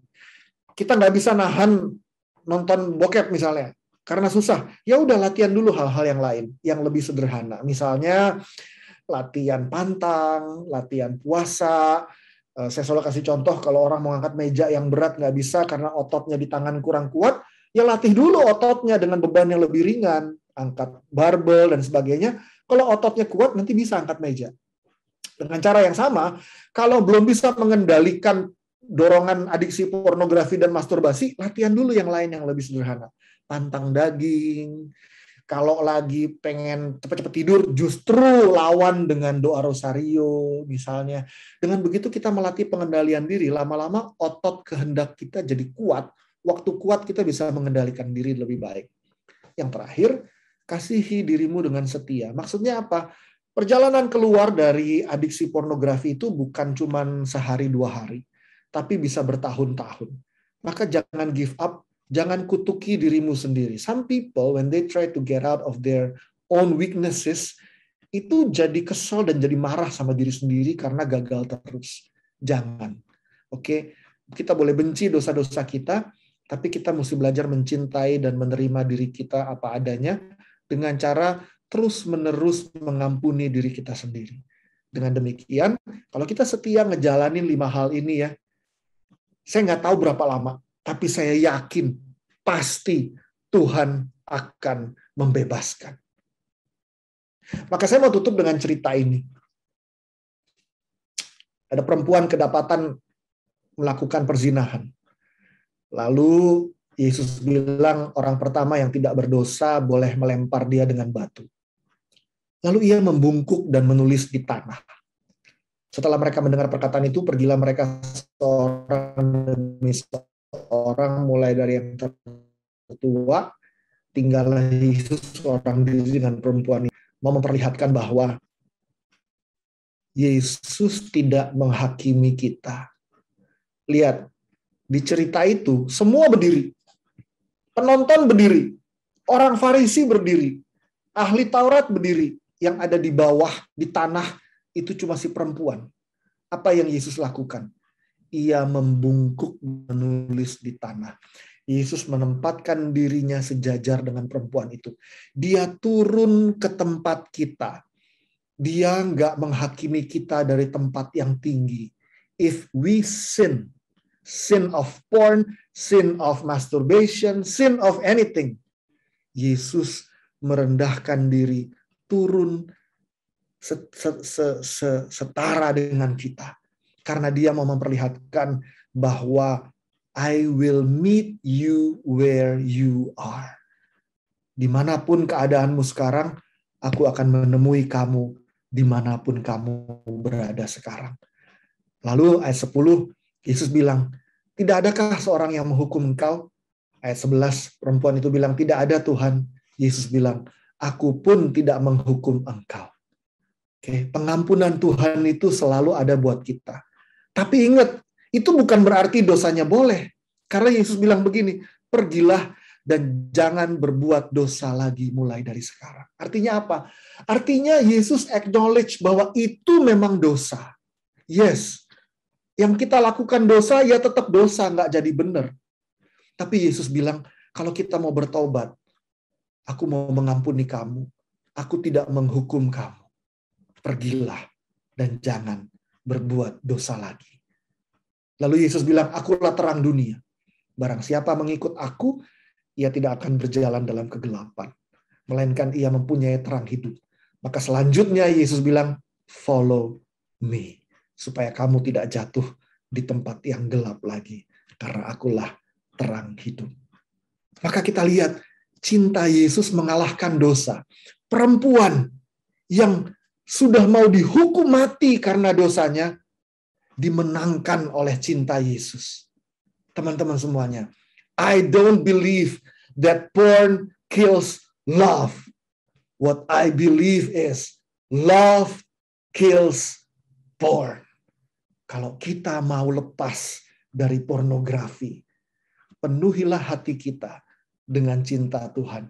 Karena cinta Tuhan selalu menang. Maka kita bisa meninggalkan pornografi dan menyambut cinta Tuhan yang sebesar-besarnya di dalam hidup kita. Saya berhenti di sini. Terima kasih teman-teman semua. Silahkan kalau ada yang mau share atau mau nanya atau gimana, silahkan ke tim. Thank you. Amin, luar biasa, Luar biasa sekali. ya, Boleh tepuk tangan oh. dong. Luar biasa banget loh. Dari biasa awal banget sampai akhir, sampai kayaknya nggak kedip. Saya lihat tuh 120, 119 tuh Itu nggak stay loh, stay dari semuanya. awal sampai akhir. Tapi Luar biasa sekali, ya luar hari biasa. ini Koriko dengan tema Porn Kills Love ya, dimana seringkali kita itu berpikir bahwa nonton porno itu dosanya sendiri, ditanggung sendiri, ya nggak ngerugiin siapa-siapa, tapi ternyata salah. Secara sadar dan tidak sadar impact-nya itu benar-benar Besar banyak sekali. seperti yang tadi Koriko Statistik udah tadi kelihatan ya. seperti yang Koriko tadi udah jelaskan. Dan buat mungkin teman-teman yang mungkin struggling ataupun sedang berjuang untuk melawan dosa adiksi sama pornografi ini, jalannya pertama itu kita harus ngaku dosa dulu sih. Jangan umpetin. Jangan diumpetin di Bawa gelap-gelap. dosa itu ke terang. Iya, betul sekali. Karena memang nggak bisa dipungkiri bahwa sakramen tobat itu ngaku dosa ke Romo itu nggak sekedar cuman kayak ngomong ke Romo habis itu udah gitu. Tapi seperti yang Koriko alami prosesnya, bahwa bener-bener sakramen itu berdaya guna, bener-bener ada efeknya. Jadi Dan fokusnya tadi yang Koriko bilang merayakan cinta. cinta, Tuhan. ya Yang itu selama ini bener-bener fokusnya itu selalu klimaks banget ya, iya, itu klimaks bener-bener, iya. banget. Selama ini kita fokusnya mungkin di dosa-dosa, tapi nggak sadar bahwa cinta Tuhan itu loh yang mau mengampuni dosa Iya. kita itu. Bukan yang harus kita fokuskan. bukan fokus pada dosanya. Yes. Oh, aku udah diampuni seperti tadi katanya kayak money laundering gitu ya. Tapi fokusnya itu ya ini tuh Tuhan itu mencintai kita. Dan kesimpulannya adalah bukan porn kills love, tapi love kills porn, karena Tuhan yang mengampuni. Ya, luar biasa. Kita mulai ke pertanyaan ya, Ko ya. Kita mulai ke pertanyaan teman-teman, Bapak Ibu, teman-teman semua, kalau misalnya ada pertanyaan boleh chat personal ke pengurus ataupun boleh mau unmute langsung juga boleh. apa mungkin pada malu-malu Atau pada ya. malu boleh nggak apa-apa pakai kata-kata mawar atau atau itu melati. boleh langsung chatting ke Pengurus aja ke secara kita, private. ke Ya. kita private. Kalau misal nanti saya nggak sebutin namanya, kalau Iya. mungkin yang Malu atau malu, karena kan topiknya lumayan sensitif ya, atau Betul, mungkin betul, sedang mengalami sendiri atau gimana. It's okay, you are Iya. not alone ya. Yes. Jangan mau diintimidasi oleh iblis, oke? Yap. Kita lanjut ke pertanyaan dulu. Ada pertanyaan nih dari Melati. Melati bertanya. Oh, ini ada pertanyaan dari Seruntul namanya. Oh, Seruntul dulu. Iya. Oke. Apa Seruntul tanyanya? Seruntul bertanya, kalau nonton bokep buat bergairah bersama pasangan gimana? Ini buat suami istri berarti, Koriko. Iya, boleh Koriko. Ya, ya ini pertanyaan yang cukup sering ditanyakan. Boleh nggak suami istri nonton film bokep bareng to spice up their sexual relation gitu ya antara suami dan istri ya? Jawabannya gini. Kalau untuk mengejar rangsangan, bisa-bisa aja yang namanya, jangankan suami istri, jomblo juga nonton film bokep jadi sexually aroused gitu, jadi terangsang gitu misalnya. Tapi kalau tujuannya mau memupuk cinta antara suami dan istri, hati-hati. Kenapa? Karena coba deh perhatiin, apa yang terjadi kalau suami istri nonton film bokep bareng. Si suami, ini kan film porno nih, assuming normal ya, assuming normal, cowok-cewek straight gitu ya. Dia nonton film porno, laki-laki sama perempuan melakukan adegan seks. Lalu si cowok, si suami, terangsang secara seksual sama siapa? Bukan sama istrinya, sama si bintang film. Jadi apa yang terjadi? Dia menggunakan si bintang film, bokep itu, menggunakan tubuhnya untuk kepentinganku. Begitu juga si istri. Si istri menggunakan adegan seksual laki-laki dan perempuan untuk merangsang dirinya, untuk kepentingan dirinya. Jadi pertama yang terjadi tuh ya, itu suami dan istri masing-masing sudah lust on pihak ketiga. Udah nafsu sama pihak lain. Lalu waktu si suami nafsu sama bintang film cewek yang ada di film, nafsu seksualnya dia lampiaskan ke istrinya. Dengan kata lain, gue terangsang seksual sama cewek lain yang bukan istri gue, tapi nafsunya gue, dorongan seksual gue sama cewek yang bukan istri gue itu gue lampiaskan sama istri gue. Mau jadi istrinya begitu? Mau gitu? Suaminya sebetulnya nafsu sama orang lain, maunya tubuh orang lain, tetapi untuk menggantikan tubuh orang lain yang ada di film, suaminya yang digrepe-grepe tubuh istrinya. Mau gitu? Dan dengan begitu memupuk cinta di antara suami istri gitu? Nggak bakalan. Nggak mungkin sarana selingkuh dipakai untuk memupuk relasi suami istri. There is no way. Yesus bilang begini, barang siapa memandang perempuan dan mengingininya, ia sudah berzinah dalam hatinya. Jadi, artinya, ingat loh, dan di teologi tubuh ya, Santo Yohanes Paulus II bilang begini, Yesus nggak bilang, barang siapa memandang istri orang lain dan mengingininya, ia sudah berzinah. Bukan. Memandang perempuan itu bisa siapa aja. Bahkan bisa istrinya sendiri. Dengan kata lain, Santo Yohanes Paulus II mengatakan, suami dan istri aja bisa berzinah satu sama lain. Dengan cara apa? Dengan cara, waktu mereka melakukan hubungan seks, suami menggunakan tubuh istri demi kepentingannya sendiri. Padahal sebetulnya, seks itu harusnya suami memberikan dirinya demi kebaikan istri, dan istri memberikan dirinya demi kebaikan suami. Bahwa kemudian masing-masing memperoleh kenikmatan seksual, itu baik.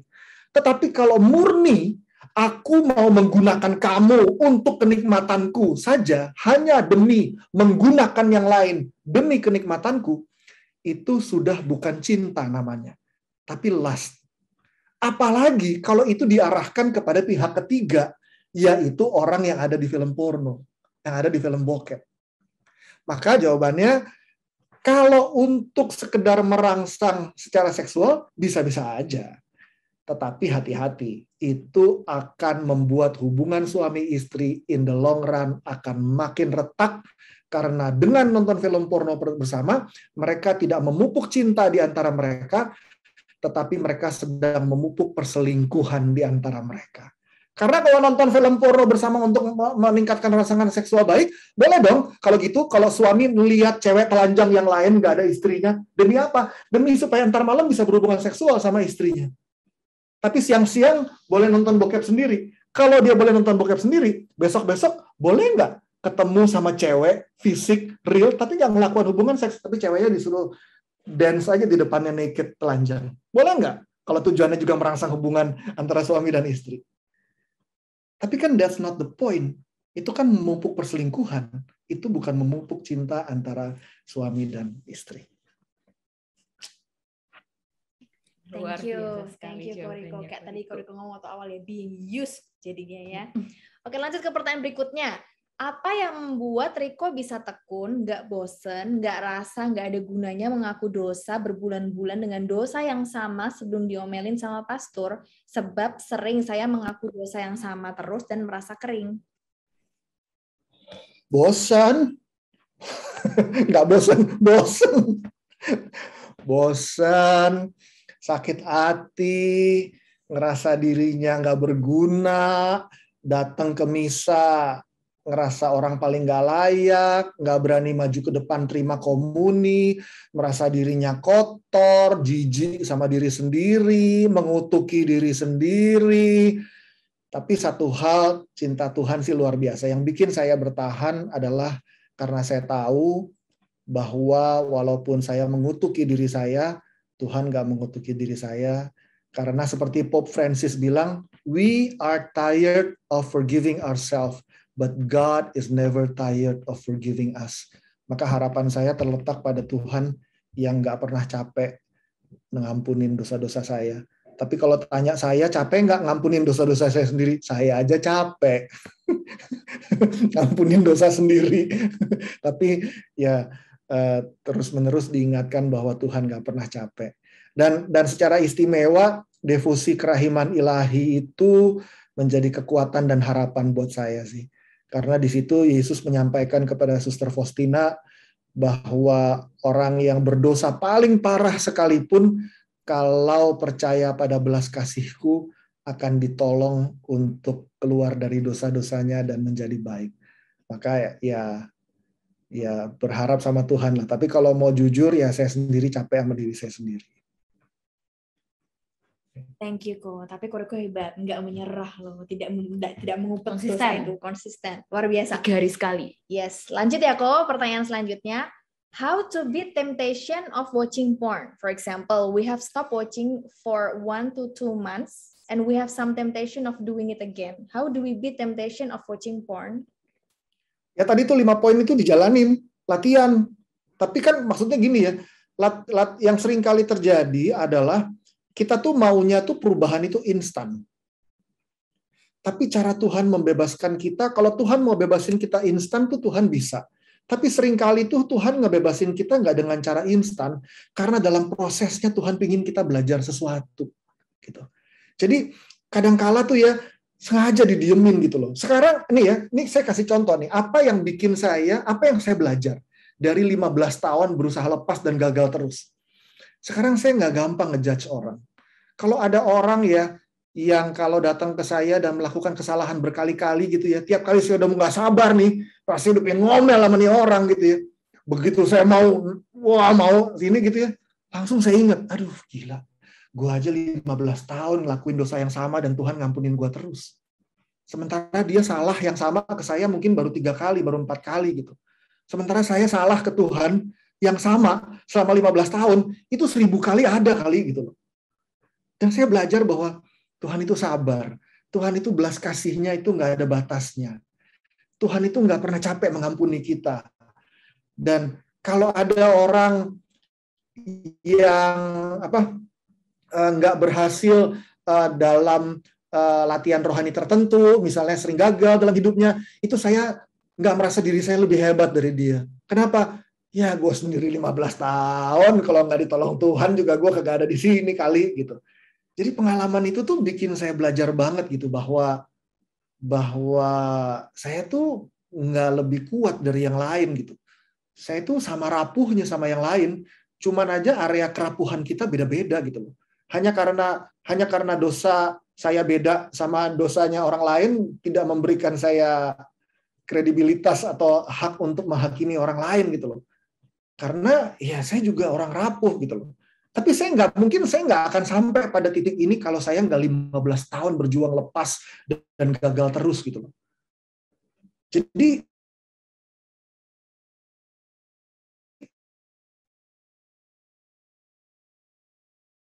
kalau norma itu nggak dengan hal-hal baru loh. Seringkali godaan terbesar manusia baru itu adalah manusia lama gitu. Jadi kalau dulu manusia lama kita sering jatuhnya di area 1, 2, 3 gitu ya. Waktu kita sudah diperbarui di dalam Tuhan, godaannya itu ya sama, 1, 2, 3 gitu. Godaan yang sama, karena kita selalu digoda untuk kembali ke manusia lama kita. Dan ini normal banget gitu. Dan kalau kita jatuh lagi, saya nggak bilang bahwa kita boleh berdosa, tapi kalaupun kita jatuh lagi, it's okay gitu. Yang penting kita bangun lagi dan berjuang terus bersama dengan Tuhan. Karena seringkali Tuhan mengizinkan kejatuhan demi kejatuhan supaya kita belajar banyak lewat prosesnya gitu. Yang penting jangan give up aja. Jangan give up, karena Tuhan nggak pernah give up sama kita. Amin. Thank you, Ko. Kita lanjut ke pertanyaan berikutnya ya, Ko. Ko, kalau nonton film-film zaman now kan pasti ada tuh selipan adegannya. Gimana itu, Ko? Apakah termasuk dosa kalau nonton filmnya? Gini lah ya, kalau ada selipan kan oke ya, tapi lain kalau nontonnya memang film bokep dari awal sampai akhir isinya itu doang. Kalau itu memang niat ya, oke. Tapi kalau sekarang kita nonton film ya di Netflix ya, sekarang Netflix aja isinya banyak banget ya. Apa Games of Thrones aja isinya bokep-bokep juga kita sedikit-sedikit gitu ya. Apakah dosa? Gini, dosa itu kalau kita entertain pikirannya. Kan kita gini ya, itu kan dosa nggak dosa itu kan sama aja. Jangankan nonton film ada adegannya. Kita pergi ke mall aja nih, hari gini sih kita jarang pergi ke mall. Tapi kadang-kadang kita pergi ke mall, kita pergi ke gereja ada gitu. Kadang-kadang kita ngelihat cewek gitu pakai baju apa minim gitu ya, belahannya agak turun lah atau apa gitu. Saya suka kesel tuh kalau ngelihat alay-alay cewek di gereja duduk pinggangnya di belakang turun banget sampai belahan pantatnya kelihatan. Saya rasanya pingin ngambil credit card, pingin saya gesek gitu langsung. Kalau cuma lihat lalu move on ya nggak apa-apa gitu. Tapi kan yang parah itu kan seringkali abis lihat terus kita mulai membayangkan, kita mulai entertain the thoughts gitu loh. Waktu kita mulai entertain, waktu kita mulai membayangkan, itu udah pilihan kita. Waktu kita nggak tahu lagi nonton lalu tiba-tiba ada adegan gitu ya, ya udah.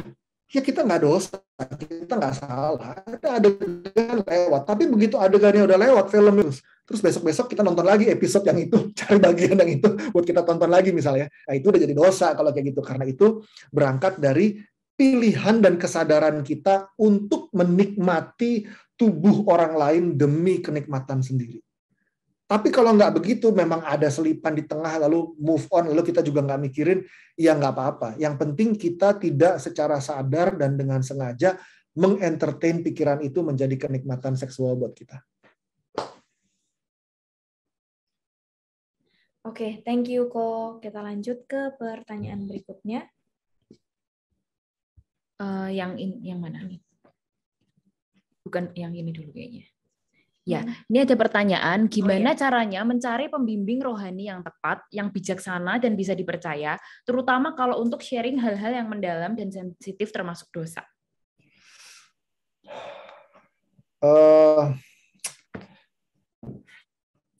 Yang paling gampang sih cari romo di paroki. Gitu. Atau kalau memang orangnya kita tahu memang cukup dewasa, misalnya sekarang nih kalau misalnya nih komunitas Benediktus misalnya punya pendamping rohani, punya pembimbing rohani gitu misalnya ya, tentu baik gitu kalau misalnya orangnya entah awam atau romo dijadiin tempat buat kita bercerita. Atau kalau misalnya nggak ada, ya paling gampang sih sebetulnya cari romo ya di paroki. Lalu bilang, Romo saya mau konseling dong, saya mau cerita gitu. Ya udah cerita aja, kalau bisa sekalian pengakuan dosa lebih bagus gitu loh. Tapi kalau nggak ada ya cari orang-orang yang bisa dipercayalah, yang kagak ember, yang jangan kita ngomong sekali langsung dia cerita ke panjang lebar. Begitu kita cerita dia posting di IG-nya dia. Atau diomelin sama dia, kamu nggak boleh ya begini. Males banget gitu. Itu di satu sisi. Tapi di sisi lain, pembimbing rohani yang baik adalah pembimbing rohani yang juga berani menegur kita. Dan seringkali kita nggak suka ditegur. Maka jangan-jangan pembimbing rohani yang kita kesel, yang kita sebel, jangan-jangan justru itu pembimbing rohani yang baik. Karena mungkin dia menuntun kita ke tempat-tempat atau latihan-latihan rohani yang kita nggak suka. Justru mungkin dia yang paling membantu kita untuk bertumbuh. Kalau kita lihat para kudus gereja, Santo Santa, seringkali mereka juga punya pembimbing-pembimbing rohani yang sangat ketat, sangat keras sama mereka gitu ya. Tapi walaupun mereka keras seperti itu, mereka justru lah yang dipakai Tuhan untuk membantu para kudus ini untuk bertumbuh dan akhirnya jadi Santo Santa gitu. Jadi terbuka aja gitu. Yang penting kita cari, lalu kalau udah ketemu, dapat, ya dengerin pendapatnya dia, bimbingannya dia, dan terbuka untuk ditegur terus-menerus. Kalau bisa dapat romo, ya lebih ideal di paroki. Oke, terima kasih Koko. Ini ada yang izin mau share tentang pergumulannya, bisakah kok? Boleh, itu teman saya tuh, sahabat saya. Oke, silakan Andri Janto.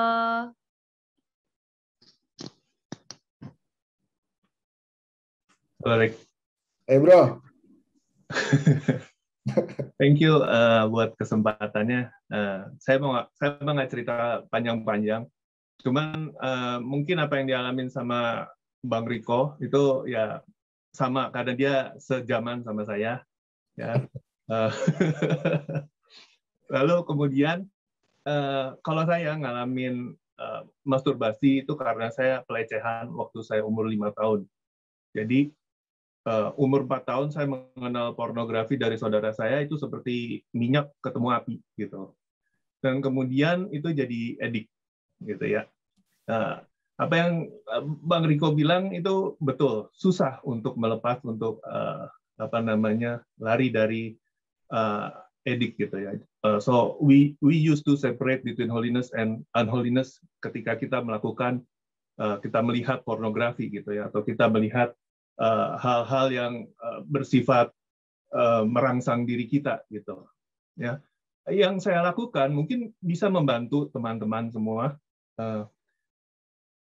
Dulu saya ketika mau mengkonsumsi pornografi itu hal-hal yang berbau rohani semuanya saya tutup. Saya masukin lemari, saya tutup. Lalu saya nonton. Saya enjoy, saya nikmatin situ. Setelah itu lalu saya buka lagi, saya keluarin, lalu baru saya bilang, Tuhan maaf, ya ini saya jatuh lagi gitu. Berulang kali seperti itu, tetapi tidak membantu. Ya, mengaku dosa juga akan berulang kali. Lalu sampai suatu titik saya berpikir Tuhan itu adalah teman, ya. Lalu kemudian saya mulai berdialog dengan Tuhan. Jadi pertama, barang-barang rohani saya itu saya keluarin semua. Ketika saya nonton pornografi, saya biarin saja ada foto Yesus gitu ya, saya taruh di sebelah saya. Rosario ada di sebelah saya, Alkitab ada di sebelah saya buka gitu, saya buka pornografi gitu. Lalu kemudian saya berdialog gitu loh sama Tuhan. Tuhan, ini cewek cakep ya, saya bilang. Lalu tiba-tiba masuk di dalam hati saya, di dalam pikiran saya gitu. Lalu kenapa gitu? Itu kan ciptaan saya, betul nggak? Betul sih Tuhan.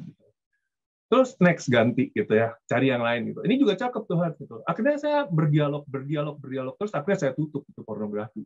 Nggak jadi nonton saya. Gitu. Dan yang tadinya saya selalu meneruskan menjauhkan hal-hal yang rohani ya untuk menikmati pornografi, lalu saya bilang ini nggak bisa. Ya, kita harus bawa semuanya di dalam Tuhan, yang seperti Bang Riko bilang, bahwa semuanya harus dibawa keluar, dibawa ke dalam terang. Ya, Tuhan Yesus itu adalah terang. Gitu. Maka ketika kita berusaha atau mencari pornografi, ya kita juga harus membawa Tuhan di dalam hal itu. Gitu. Dan itu menolong saya, melepaskan saya dari adiksi akan pornografi. Gitu. Begitu juga ketika saya melihat hal-hal yang lain gitu ya. Ini saya sekarang lagi di Jepang itu, jadi banyak hal yang pornografi di sini legal, gitu ya. Jadi mau mengkonsumsi pornografi, mau pergi ke tempat hiburan yang bagaimanapun itu ada di sini, gitu. Ya, tapi puji Tuhan saya masih bisa bertahan sampai sekarang, gitu loh, dari hal-hal tersebut, gitu. Ya, untuk menjaga kekudusan, untuk menjaga hubungan saya dengan Tuhan, ya caranya gimana? Saya pakai cara saya yang seperti itu. Jadi ketika saya ada keinginan gitulah, saya lihat itu, saya bilang sama Tuhan, Tuhan ini cakep ya. Lalu kemudian ada dialog antara saya sama Tuhan di dalam pikiran saya dan dalam hati saya. Gitu. Lalu kemudian di situ Tuhan ya lewat Roh Kudus mungkin membimbing gitu. Jadi jangan pisahkan antara holiness sama unholiness. Jadiin satu. maka di situ Tuhan akan bekerja. Ya, Tuhan akan menolong kamu untuk lepas dari adiksi kamu. Semoga menolong. Terima kasih. Thank you banget, Andri, buat sharingnya. Semoga bermanfaat buat teman-teman yang sedang memiliki pergumulan yang sama. Thank you banget udah berani speak up buat malam ini. Kita lanjut ke pertanyaan berikutnya ya, Koriko. Ya. Sebentar. Manusia dianugerahi 3 jenis cinta, agape, philia, dan eros. Bagaimana menggunakan cinta eros dengan bijak? Kalau tadi Andri bilang jangan memisahkan antara yang holy atau yang unholy, bagaimana menggunakan cinta eros dengan bijak? Jangan cuma erosnya, tapi juga memberikan diri demi kebaikan orang lain, yaitu agape-nya juga ada di situ. Jadi cinta eros itu kan, eros itu nggak jelek gitu. Eros itu cinta yang penuh gairah, cinta yang penuh dorongan, cinta yang very emotional gitu, yang tapi eros sendiri itu bisa salah arah gitu. Maka kalau kita baca tulisannya Paus Benedictus waktu itu yang judulnya Deus es Caritas, Paus Benedictus mengatakan eros ini harus diisi oleh agape. Sehingga expression-nya itu bukan eros berdiri sendiri, tetapi eros yang diisi dengan agape. Artinya dorongan kita itu jangan dibiarkan liar bergerak sendiri, tapi hadirkan Tuhan bersama-sama dengan dorongan itu, hadirkan Tuhan bersama-sama dengan tarikan-tarikan yang ada di hati kita, sehingga semua dorongan-dorongan itu tidak berdiri sendiri, tetapi dituntun oleh kasih Allah yang hadir untuk memimpin hidup kita. Jadi erosnya sendiri sebetulnya nggak jelek, itu sesuatu yang baik, tetapi harus selalu bersama-sama bergerak dengan cinta Tuhan yang menuntun kita. Gimana caranya? Ya tadi, penuhi diri kita dengan cinta Tuhan. Sehingga waktu kita tuh berlimpah-limpah dengan kasih Allah ya, apapun yang bergerak di dalam hati kita, dorongan-dorongan hidup kita, itu semakin hari akan semakin melekat pada cinta Tuhan. Semakin hari akan semakin dituntun oleh kasih Allah, sehingga dengan demikian eros nggak bergerak sendiri, tetapi selalu disertai dengan tuntunan kasih Allah. Begitu. Oke, thank you Koriko. Kita lanjut ke pertanyaan berikutnya ya, Ko. Ya. Kok ada yang nanya nih, kalau jomblo, bagaimana cara pelepasan gairah kalau pas datang? Kan nonton bokep nggak boleh, kalau sex toy gimana? Sex toy mau diapain? Kalau nonton bokep nggak boleh, tuh sex toy-nya mau dipakai buat apa coba? Mau ngapain dengan sex toy? Gini, nih ya, teman-teman ya, kalau masih jomblo gimana dong? Ya udah, nggak usah pusing-pusing. Orang tuh ya seringkali berpikir ya, kalau nggak bisa melampiaskan secara seksual, itu bakal mati gitu loh. Enggak, seks itu bukan kebutuhan primer. Orang tidak melakukan hubungan seks, orang nggak nonton bokep, orang nggak coli, juga nggak mati. Ini masalah bagaimana kita mengendalikan diri kita gitu loh. Jadi jangan khawatir gitu. Masa jomblo adalah masa di mana kita belum mengungkapkan diri kita dalam hubungan seksual. Nanti ada waktunya, waktu kita menikah, kita memang memberikan diri secara istimewa bagi pasangan kita lewat hubungan seksual. Tapi buat yang jomblo, ya memang belum waktunya, ya nggak apa-apa gitu. Apakah akan jadi mati gitu kalau nggak melampiaskan dorongan seksualnya? Enggak kok. Gitu. Ingat, kebutuhan primer kita itu sandang, pangan, papan. Nggak ada seks. Palingan hari gini ya, sandang, pangan, papan, wifi, sama colokan listrik buat charger. Nggak ada seks juga di situ gitu. Jadi jangan khawatir. Gitu. Kalau jomblo, belumkan saja sama Tuhan. Bilang sama Tuhan, Tuhan ada dorongan ini, aku berikan ini kepadamu. Udah kasih aja ke Tuhan. Nanti waktu sudah menikah akan ada waktunya di mana memang kita akan mengungkapkan diri kita, cinta kita, pemberian diri kita secara istimewa kepada pasangan kita lewat hubungan seks. Dan nanti ya, orang seringkali berpikir seks itu segala-galanya. Nanti kalau udah married, ya setelah sekian tahun married, seks juga udah nggak segala-galanya lagi. kayak orang married pagi siang sore malam juga hubungan seks doang. Enggak gitu loh. Jadi seks itu istimewa nggak? Istimewa. Tetapi harus ditempatkan pada porsinya, dan seks itu bukan segala-galanya. Tetapi kalau seks yang sungguh-sungguh menjadi ungkapan cinta suami kepada istri, istri kepada suami, itu memang bisa menjadi sangat istimewa. Kalau masih jomblo, ya tenang-tenang aja dulu, jangan panik gitu. Oke, thank you Ko. Ini mungkin pertanyaan terakhir kali ya, udah jam 21.07.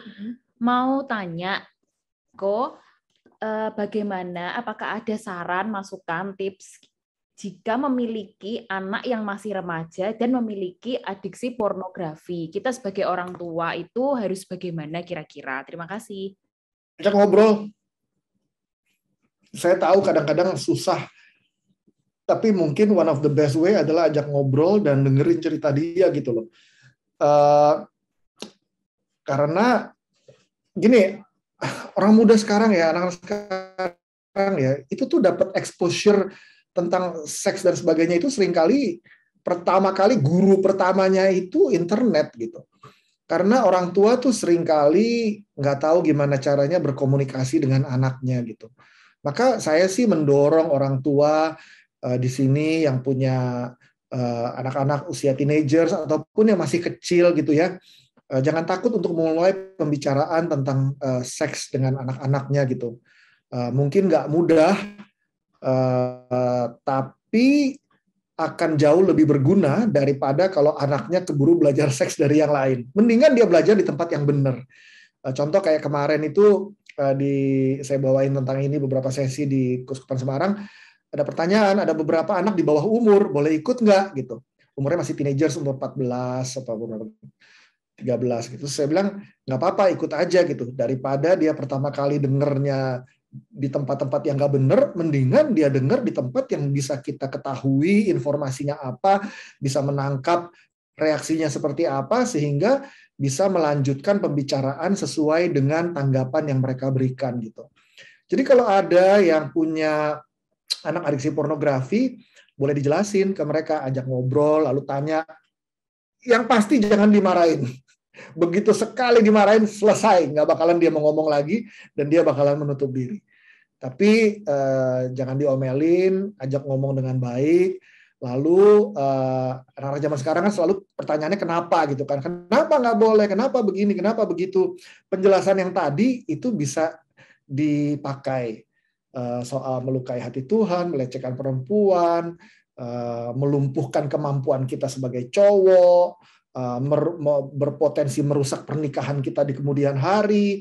Nah, poin-poin itu adalah poin-poin yang statistically memang proven, scientifically bisa dipertanggungjawabkan.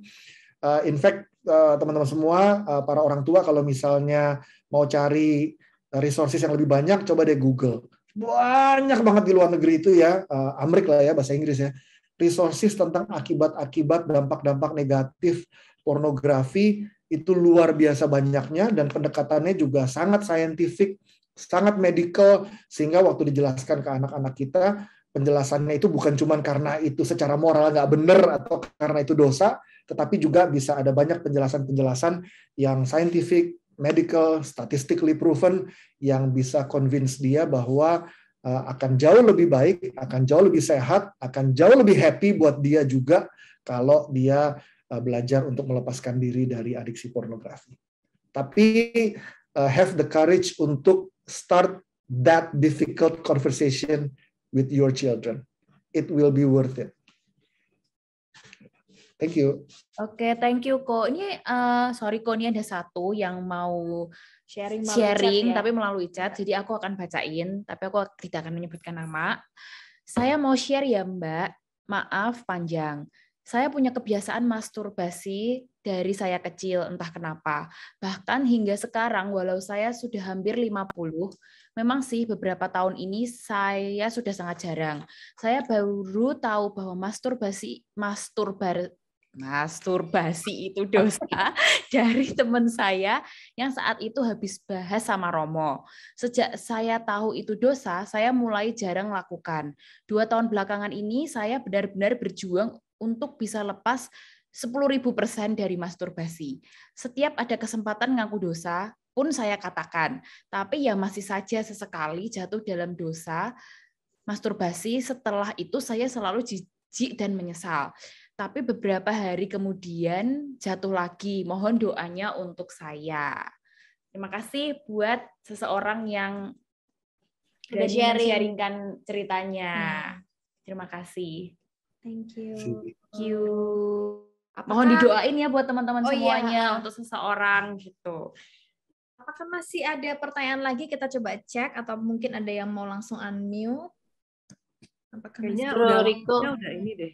Oh, seperti ada yang unmute barusan. Itu sih. Bro Riko, sekedar penjelasan aja, minta pencerahannya. Apakah kata masturbasi atau sampai tindakannya itu nggak bisa dilihat sebagai suatu hal yang misalnya manusiawi atau sehat atau bagaimana? Kata itu sendiri. Apa itu memang selalu konotasinya negatif?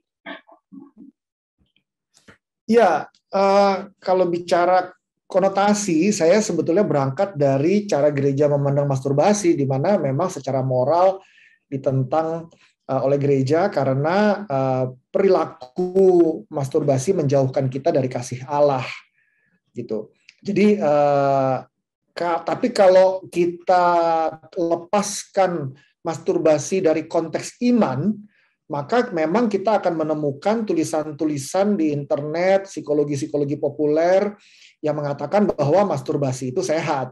Bahkan beberapa tulisan mengatakan bahwa masturbasi itu penting untuk kita mengeksplorasi kenikmatan seksual diri kita sendiri. Dengan demikian, nanti kita bisa bercerita ke pasangan kita, aku sukanya diginiin atau digituin karena aku sudah ceritanya latihan lewat proses masturbasi.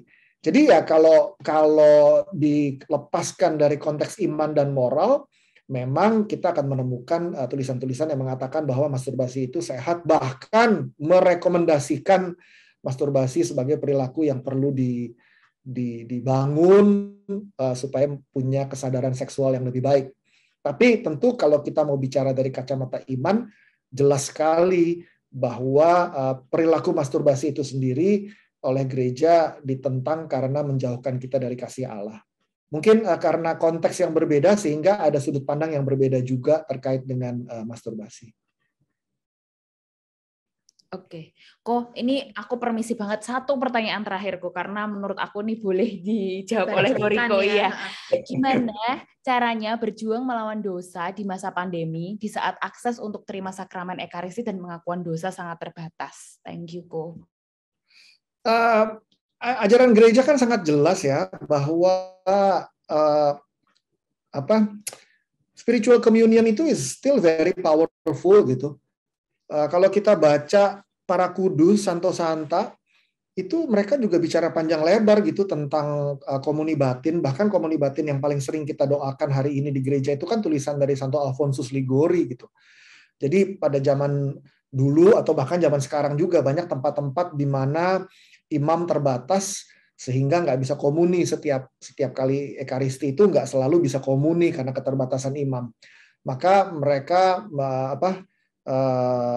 ada dalam tradisi gereja praktek komuni batin yang hari ini kemudian menjadi sarana kita bersama, dan itu it could be as powerful as sakramen yang kita terima karena kehadiran Tuhan tetap nyata di dalam hidup kita untuk membantu kita bertumbuh gitu.